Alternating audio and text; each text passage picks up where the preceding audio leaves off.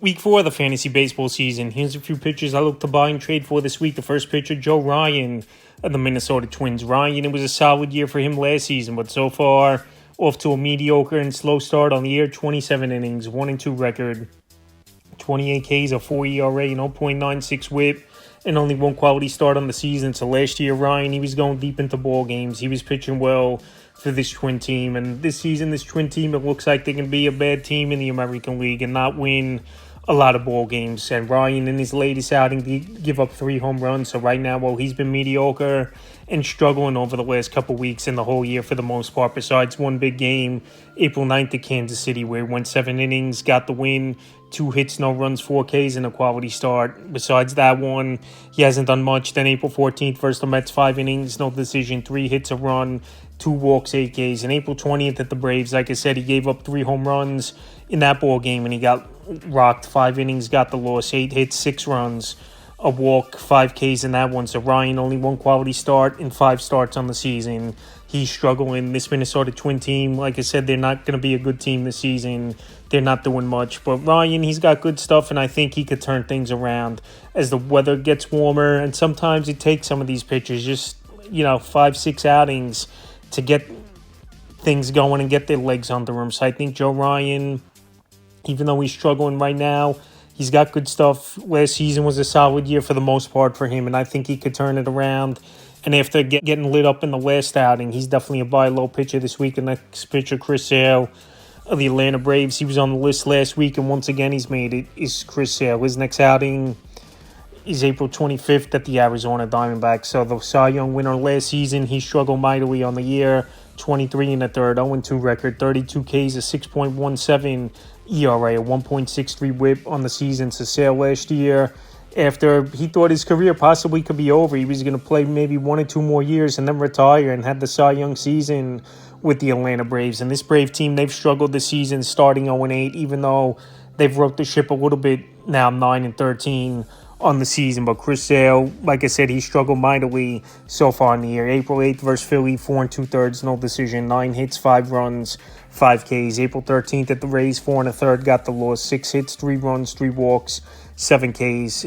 And April 19th versus the Twins, 4 1/3, 6 hits, 2 runs, 3 walks, 8 Ks. So the encouraging signs, even though there's not much for Chris Sale, the K rate's gone up over the last couple outings. He hasn't gotten bombed in the last couple outings. It's just been a whatever performance and not going deep into games. But the one thing you could start off with is the K rate there. Now, hopefully, he could go deeper into ball games. And it's going to be a tough matchup, no doubt about it, at the Arizona Diamondbacks. But I believe Chris Sale, in one season, he's just not going to lose it after winning the Cy Young last year, even though we know he's had a lot of injury concerns in his major league career, is Chris Sale. Maybe he's injured, maybe he's not. But like I said, he's too good and talented of a pitcher. Even at times was injured and then returned off the injured list throughout his career. He still will put up, for the most part, solid numbers. So right now, well, he's struggling, but this Brave team's starting to get things going slowly after they've won.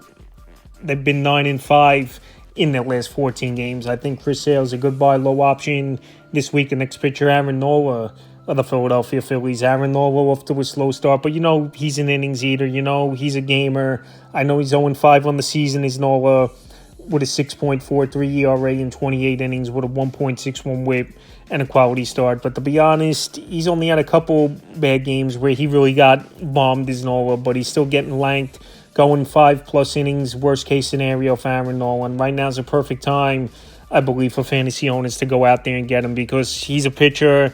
We know he's got a track record throughout his major league career. He's on a good Philadelphia Philly team. He does pitch in a tough NL East with the New York Mets, Atlanta Braves. Obviously, can hit that baseball. And even the Washington Nationals have some boppers in that lineup as well. April 11th at St. Louis, 5 innings, got the loss. 5 hits, 2 runs, 4 walks, 7 Ks. April 16th versus the Giants, 5 1/3, 9 hits, 6 runs, no decision, 4 walks, 8 Ks. And April 21st at the Mets, he got into the 7th inning, 6 1/3, got the loss, 7 hits, 4 runs, 2 walks, 6 Ks. So the K rate's still there for Aaron Nola as well, like it was for Chris Sale. Over the last 3 games, 21 strikeouts for Aaron Nola. His innings aren't bad at all, really. He's going at least 5 1/3 or more, is Nola. And this Philly offense, they're going to back him up more times than not. So I believe he's had a couple tough outings of late. versus good hitting teams in the Giants and the New York Mets. And he could bounce back, I think, is Aaron Nola. So right now, well, he's 0-5, and that ERA is over a 6. He's an easy buy low candidate, and I believe you don't have to give up much to get Nola in a deal. This week, the next pitcher, Clark Schmidt of the New York Yankees. So Schmidt, he missed the first couple weeks of the season, now has 2 starts under his belt on the year. And he's actually out there as well in 45% of fantasy leagues on the season. 9 2/3, 0-1 record, 9 Ks, a 7.45 ERA, 1.66 whip, where last season I know was only 85 1/3, but he had the 93 strikeouts and a 2.85 ERA with a 5-5 record is Clark Schmidt. I know he didn't go deep into games last season where he only had a few quality starts under his belt, but I think Clark Schmidt, as the year goes on, he's going to get it going, and he's another guy that's just trying to get it back a little bit and get his legs under him as well, is Clark Schmidt. So the first 2 outings of the season for him, April 16th versus the Royals, 5 2/3, no decision, 4 hits, 3 runs, 2 walks, 2 Ks. April 21st at the Guardians, 4 innings, got the loss, 7 hits, 5 runs, 3 walks, 7 Ks. So the encouraging thing in that game is K rate was well. And you know, this Yankee offense, they're going to back him, is Clark Schmidt. So like I said, he's still most likely not 100%. Trying to get the stamina up, trying to get things situated a little bit. And like I said, hasn't gone deep into games in his career so far. In a small sample size last season is Clark Schmidt, but obviously he's a pitcher that's going to stay in this rotation. With Gerrit Cole out for the season, Luis Gil most likely out to June or July, and Marcus Stroman, he could be back sooner than later, but he's not going to take a spot from Clark Schmidt. So right now, well, his numbers so far haven't been great, even though it's only been 2 starts. Clark Schmidt definitely has good upside. He's on a good team, so I definitely will go out there and buy him this week.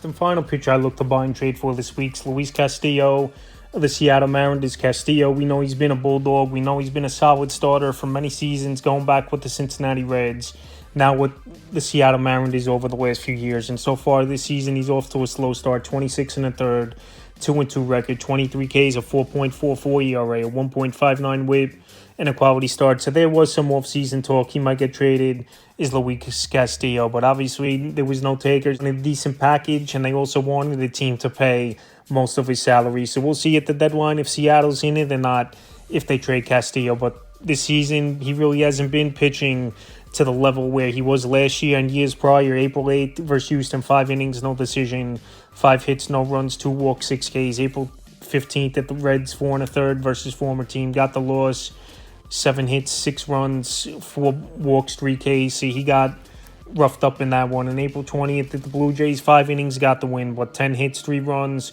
2 walks, 5 Ks. So the K rate is down so far in the early going for Castillo. The walks have been an issue as well, where he's walked 8 batters in his last 3 outings. But Castillo, he's a veteran.